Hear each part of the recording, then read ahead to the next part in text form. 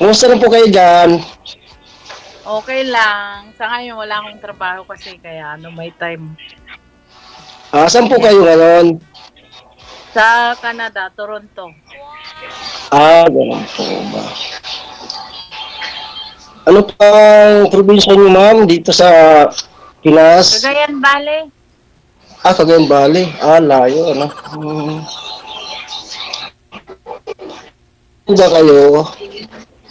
Ha? Ilang taon na po kayo, ma'am? 52. Ikaw? 52. Okay. Ako po ay 49. Ading pala kita. 49 pa lang po ako. Ano Okay. work nyo dyan, ma'am? Ha? Ano po work nyo dyan? PSW, factory. Ganun. Factory. Okay. Bata pa kuti. Ikaw? May asawa ka na? Wala na po dahil nasa heavy na po siya. Oh. Opo. 3 years na. Anong pinagkakabalaan nyo ngayon? Sa ngayon, nag-work po ako sa isang clubhouse ng village. Maintenance po ako doon.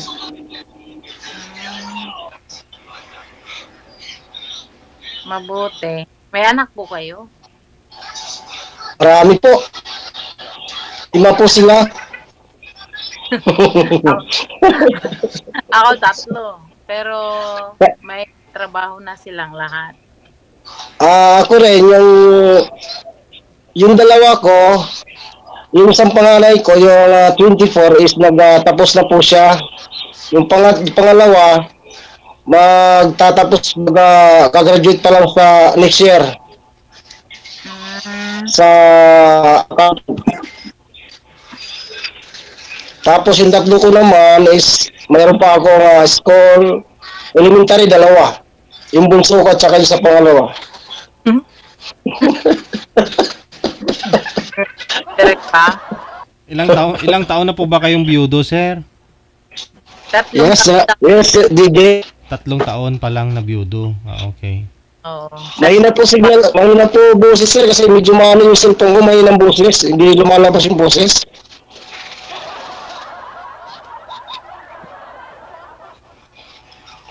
Kayo po, ma'am, Natawa ko na. ilang taon na po kayo dyan? Magto-12 years. 12, tagal na po. Hindi niyo po na-miss yung Pinas? Bumakasyon na po ba kayo? Hindi pa. Uy, Ay. ay mahal eh. Mahal Ka- ka. Pero balak Siyempre, sa tagal mo na dyan, siguro nakaipon ka na ng money dyan dahil sa 12 years ka nang naninirahan dyan. Ibig sabihin, marami ka ng ipon na pwede ka na magbakasyon. mahirap kasi kakuha lang namin ng bahay pa. Kaya pa kami nag-a-adjust pa kasi kaya medyo ipit, gano'n. Mahal kasi yung bahay, ma'am, no? Oo. Kaya kami.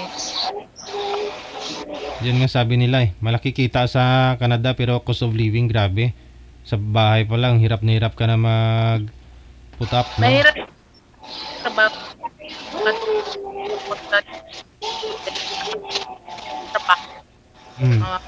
Chapi-chapi po kayo, ma'am. Nawawala po yung busis mo. Opo, mahina po signal. Di ko marinig po ang boses ni madam. Bakit? Okay naman. Wala namang gumagamit. Pakiangat nga po ng cellphone niyo po, ma'am. Naka-bluetooth po ba kayo? Hindi. Iangat niyo Ayan, lang. yun. Iangat niyo lang po yung puwet, ma'am. Kasi nasa puwet po kasi yung butas niyan. Ayun, pag niangat mo na yung puwet, andyan na ho, papasok na ho yan. Iangat mo lang, ma'am, yung puwet ng cellphone. Iangat mo para pumasok. Opo, para papasok yung busis mo. Okay na? Ay, hindi ka nakita, ma'am. Yan. Wala akong papatungan. Kayo po ma'am, asan na asawa nyo? Yeah, since then na nag-apply ako dito, hindi ko na siya sinali sa mga anak ko. Kasi nasa ibang na siya. So makabilang bahay. Ewan ko ngayon kung sana siya. Hindi ko na inano. Wala na akong fan sa kanya. Wala na kayong komunikasyon. Wala. Kahit minsan tumatawag daw sa mga anak ko pero hindi ko alam. Sabi niya, tumawag si Papa, Mama, ganun lang. Okay? Mga anak niyo po, ma'am, andyan na po rin ba yung mga anak mo? Sorry nga? Andyan na rin po yung mga anak mo? Oh. Okay. 5 years na rin sila dito. At least sana Asan po mga anak mo ma'am ngayon? Andito na, nakuha ko na sila. Pero hindi ko pa sila. Okay. Nung in-apply ko ng Talaga pa matiis si Rabi ah. Kakatanong ko lang, inulit na naman kung saan yung mga hindi anak. ko na siya sinali. Okay. Kasi kasi mabang kwento. dito sa Pinas sa pag-aaral, ang dami pa rin kinukuha ang requirements para makapagtrabaho ka. Mas okay pa dyan kasi malaki na yung sahod, hindi pa mahirap maghanap ng trabaho. Dito naman, pag hindi ka naman namimili, maraming trabaho. Yeah po. Kung permanent residence, noon maganda. Kahit wala kang papel pa noon, kung tourist ka, maganda. Pero ngayon kasi ang dami nang pumapasok na turista, student, ganun. Parang nahirapan kami na maghanap na ng trabaho kasi napipilapan nila yung mga dating open na trabaho. Ganun. Yes. Kayo po, ma'am, may balak po kayo maghanap ng partner? Siyempre naman kasi malaki na yung mga anak ko. Sino yung kasama ko pag siyempre magkanya-kanya na rin silang buhay pagka Tama po kayo dyan, ma'am, kasi hindi lahat ng panahon na pag lumaki na yung mga anak natin, magkakanda-kanya ng pamilya yan eh. So, kailangan talaga natin ng partner na pang lifetime. Minsan pagka, siyempre pagod ka, pagdating mo, masakit ang katawan mo. Minsan kailangan mo rin maghihilot. Alam mo naman ang weather dito, malamig, mainit, malamig. Tama, may pampainit. Hindi naman yung pampainit. May mga lang ba? Kasi mahirap yung nagdidepende ka lang din sa mga physiotherapy. Gusto mo lang yung light lang na gano'n. Oo, kailangan natin din yun. Yes, opo. Kailangan din natin yun, pero yun. Pero sa ngayon, ba po kayo magbakasyon po dito sa Pinas? Bala ko next year. Kaya lang. Next year. Okay. Next year. Kasi parang citizen na po kayo ata dyan sa Canada. No? Hindi pa naman. Permanent resident lang.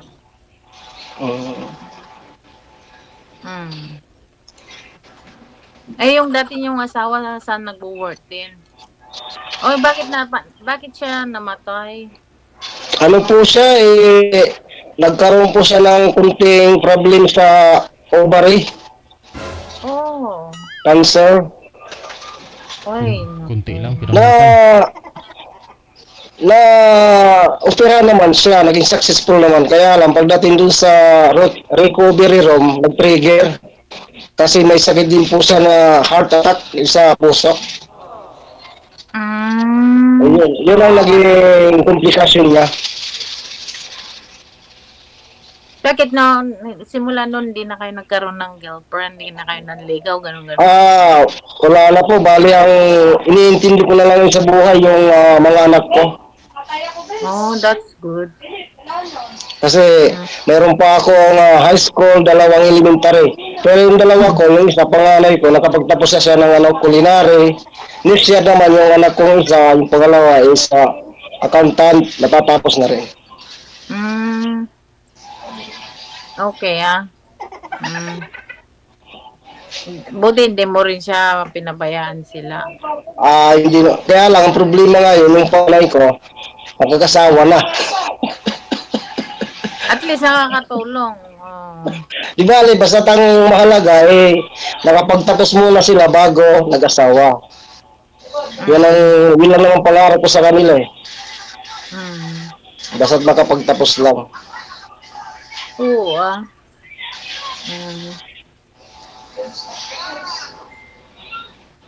Okay.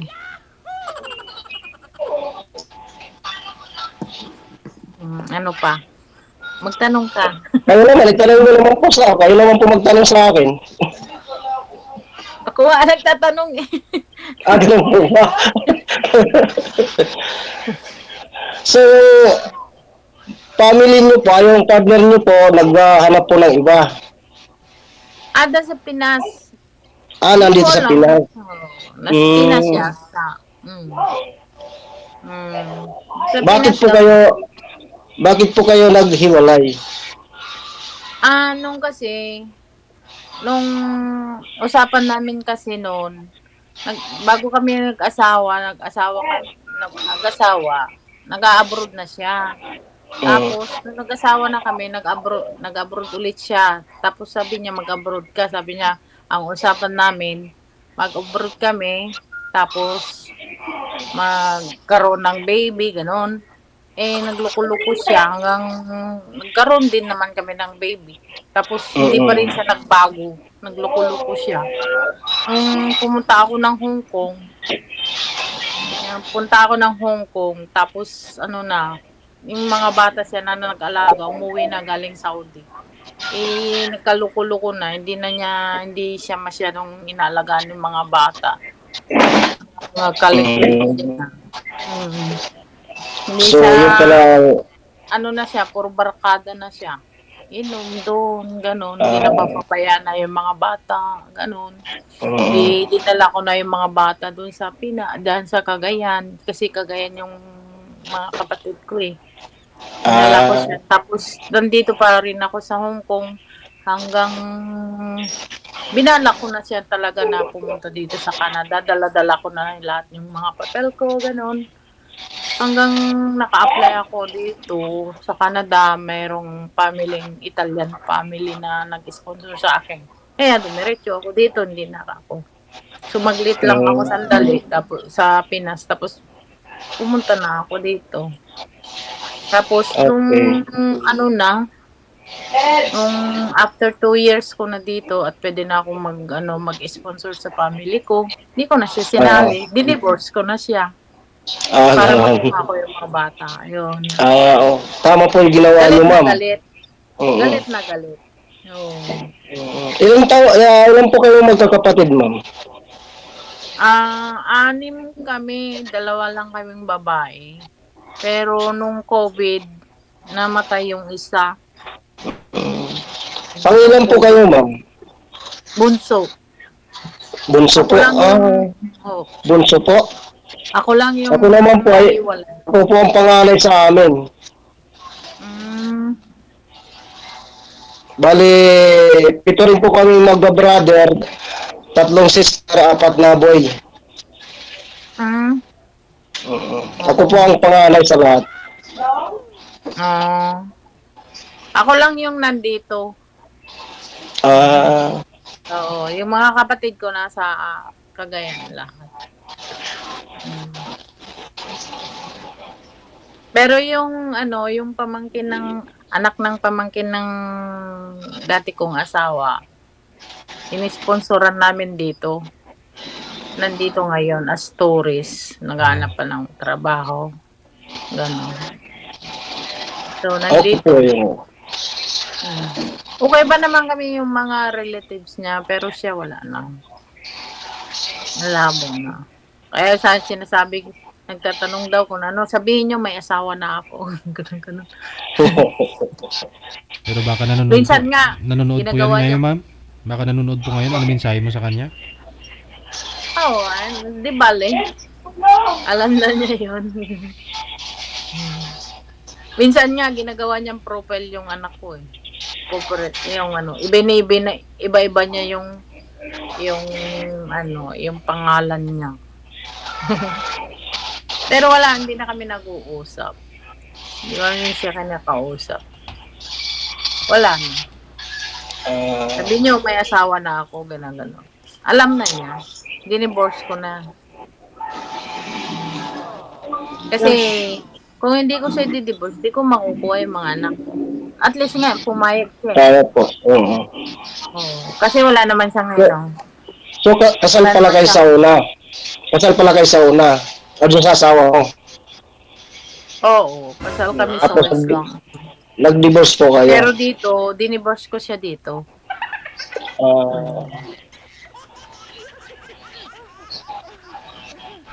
Gano'n. Ilang taon po kayo ulit, ma'am?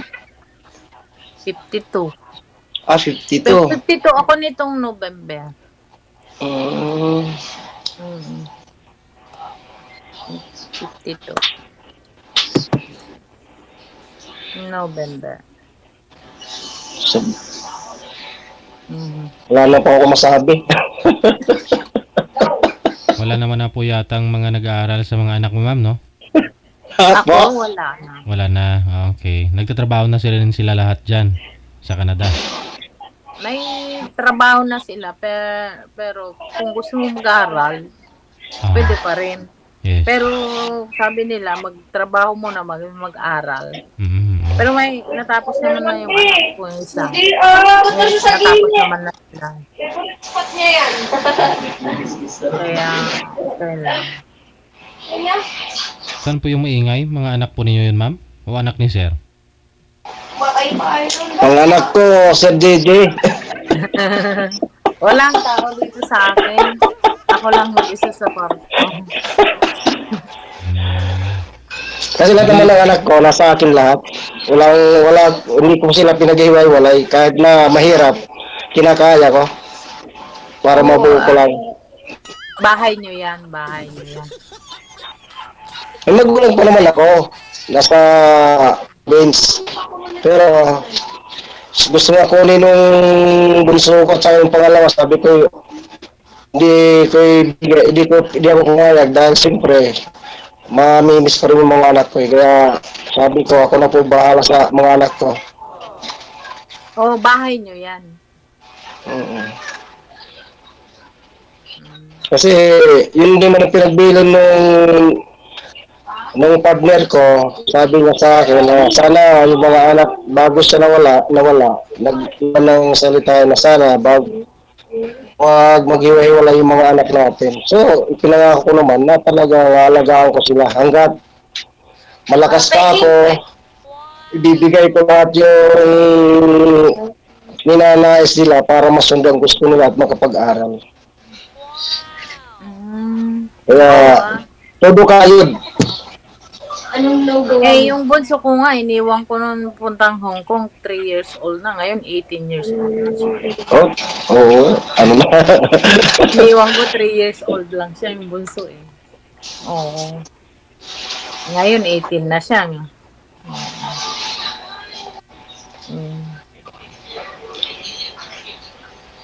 Pero pasalamat lang ako, wala silang, di ba open yung mga dito, yung mga marijuana, open dito.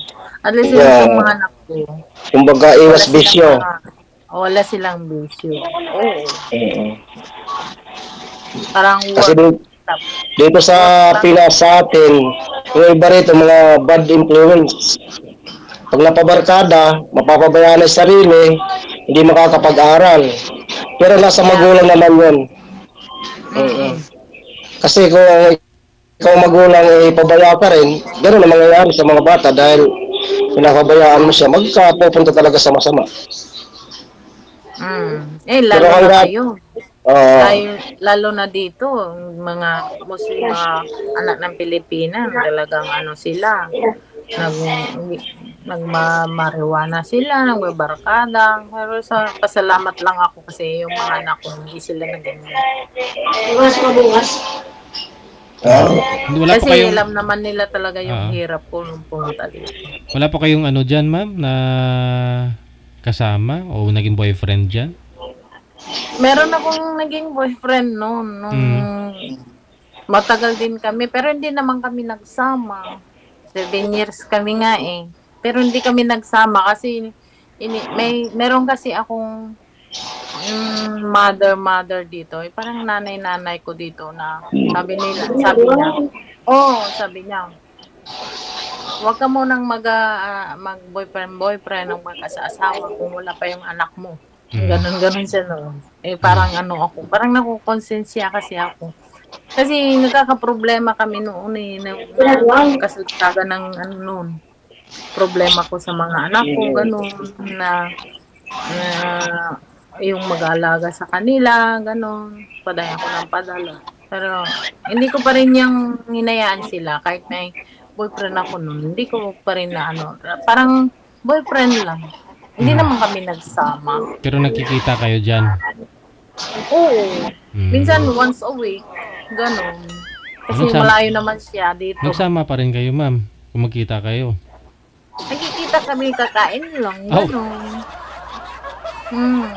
Okay. Pero kung yung nagsama, nag-live-in, hindi Pero sa kalagayan po ngayon ni Sir, kahit na sabihin na natin single siya, mahirap mo pa rin siya papuntahin dyan. Kunyari, unawaan kayong dalawa. Kapag dinala mo dyan, mahirap, no? Ay, wala naman siya. Wala na kami. I mean, yung paano mo siya sponsoran pag sakali? Kung tama. Kasal ba kayo? Hindi, biyudo na kasi po ito, ma'am eh. Hindi po. Hindi. Ang gagawin, pwede kaming kasal sa ibang bansa. Like Hong Kong, gano'n. Okay. So, kailangan mong umuwi, alis kayo, pupunta ng Hong Kong, magpakasal kayo doon, gano'n. Parang gano'n, yeah. Pwede yun. Okay. Wag lang, ako kasi, divorce ako dito. Diyan, hindi, di ba? Sa parang Pinas, hindi. pa rin yung asawa ko, di ba? Pero, pwede kaming ikasal sa ibang bansa. Ganun. Kaya lang, malayo. Tulingkis. Di ba nga sabi nila, DJ, no? Kung gusto mo, may paraan, di ba? Oo. Ano naman po yung hanap mo ngayon, ma'am, sa isang lalaki? Kasi kay Sir medyo maliliit pa ho yung mga anak niya. Ano po yung prefer mo, ma'am, sa isang lalaki na darating sa buhay mo? Responsible lang, mabait. Kasi yung alam mo yung asawa ko noon. Mabarkada, yung inom-inom, tapos ang ayaw ko pa noon, yung pinapadala kong allowance nila yun. Isang araw lang, wala na naman pera. Kasi nagsasabong siya, nandun lahat sa kanya kasi noon. Canada eh. Napapabayaan niya yung mga bata. Kaya nagkakakaso pa nga noon. Nakulong nga si Adidi eh. Pero nakalabas na. Nakulong niya, pinakulong ko nga siya eh. Kasi nanakit na siya sa mga anak ko. Ganun. Ay, masama po yun. Oo, nananakit siya. Ang anak. Pa naman, nung nandyan ako sa Pinas, nung nagsa-Saudi siya, tapos nandiyan ako nag-alaga. Ako naman nagpalaki sa mga anak ko eh. Bago ako nag-abroad. Kaso lang nung umuwi siya, nagka-problema. Ako naman nag-abroad. Siya ang nag-alaga ng bata. Wala na, hindi na maganda. Hindi niya pinangalagaan yung mga usapan namin kasi, mag-abroad kami, magpatay ng bahay, ganon. Wala yun, nawala yun. So, ako ang nag-abroad, ako naggawa ng paraan para, buti nga, nakapunta ako dito eh. Kung hindi, anong buhay namin doon? Wala naman akong trabaho niyan doon, noon. Kaya lang yung kumikita. Tapos nakatira kami sa bahay ng hipag ko. Ganun. Sa Bulacan. Hirap ng buhay namin noon. Kaya nga ba, laking pasalamat ko eh. Nakapunta ako dito eh. Talagang sipag lang, sipag at saka tiyaga. lakas ang loob. Yung talagang Lakas po ng- dyan sa ibang bansa eh. Nag-abroad nung nasa Hong Kong nga ako. Grabe yung sakripisyo ng anak ko noon. Umiiyak sila lagi. Ako umiiyak. Kaya nagpursige talaga ako na makapunta dito kahit ano. Tiniis ko talaga ng mga anak ko noon na tawanan man ng Diyos, talagang smooth naman lahat ng mga lakad ng papel ko noon. Saka yung mga anak ko nakapunta sila dito. Kasi balak ko na talaga, nung nag-Hong Kong na ako, dala-dala ko na lahat ng papel ko, wala na akong nistorbo noon. May balak. May balak na talaga ako dito noon. Kasi may pinsan man ako dito. Pero nag-agency pa rin ako, naghanap pa rin ako ng employer ko. Oh. Marami akong napagdaanan DJ bago ako Oo kasi galing Hong Kong, Taiwan, pwede ka mag-connecting flight eh. May mga agency kasi yan papunta ng Canada dati. No? Oo. Galing ako ng Taiwan nung nauna, DJ. Taiwan ako, tapos nag-asawa ako, tapos nag-abroad kami, pumunta ako ng Taiwan, pumunta siya ng Saudi, gano'n. Tapos sabi niya, umuwi ka, para magkaanak muna tayo. Sabi, hindi, umuwi ako. Nabuntis ako, nagsunod-sunod. Pero hindi maganda yung pagsasama namin, DJ. Puro sama ng loob. Yung nananakit siya. Tapos, ang dami. Nagsakripisyo din talaga ako. Hanggang nakatatlo din ako. Nakatatlo pa rin kami. Lami tayo. Pero nung sabi niya, nag-abroad man siya, nag-abroad pa rin ako. Hong Kong, bumalik ako sa Hong Kong. Pumunta ako ng Hong Kong. Kasi sabi niya